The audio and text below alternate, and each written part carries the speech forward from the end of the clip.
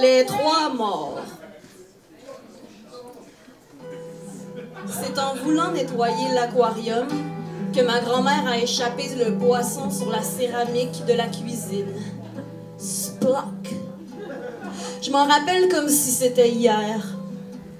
Ne trouvant pas d'outils appropriés pour récupérer rapidement le poisson qui agonisait en se tortillant pour remonter le joint de ciment comme une rivière, elle a saisi 2 fourchettes par réflexe afin d'immobiliser l'animal.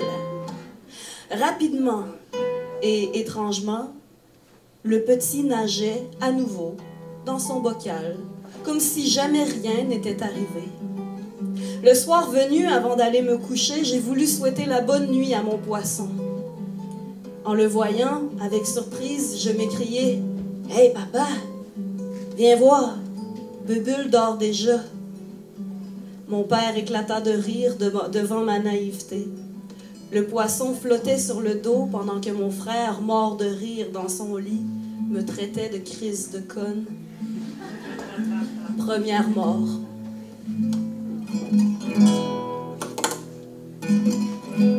Imaginez une chaloupe qu'on ancre au milieu d'un lac. Le son de la première bière qui se décapsule, suivi de la plus délicieuse des gorgées de pabs de l'été. La brunante, accompagnée d'une chaude brise de juillet.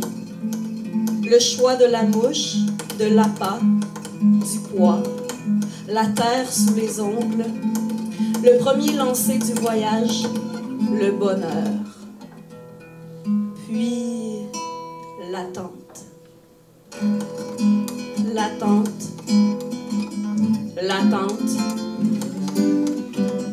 La truite ne veut pas mordre. Le ciel se couvre, les moustiques te trouvent.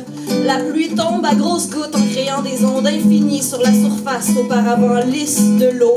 Et tout à coup, des petits coups sur la canne.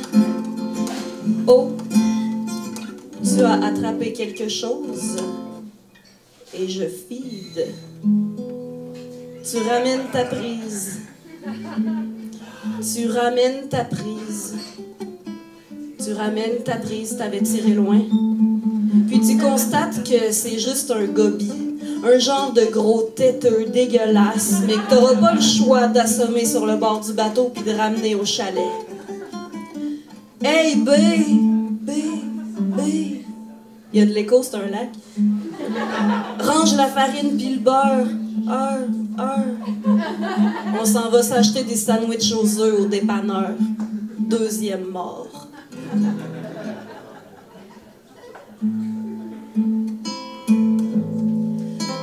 Passer devant l'animalerie jaunasse. Avoir une bulle au cerveau. Vouloir à tout prix posséder un petit animal. Être quand même raisonnable en choisissant un poisson. Prendre quand même des heures à choisir le plus beau des bêtas en analysant les couleurs de tous les spécimens en vente. Arriver à la maison avec la bête si tendrement choisie. Laisser le temps à la température de l'eau d'atteindre le degré idéal. Réfléchir au meilleur petit nom qu'on pourrait lui donner. En nommer 1000 avant d'arrêter son choix. Enfin, verser le contenu du sac vers le bocal au-dessus de l'évier de la cuisine et voir Isaac Newton filer par le trou d'évacuation.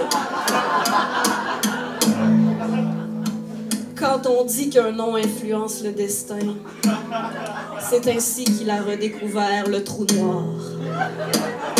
3e et dernière mort. Merci.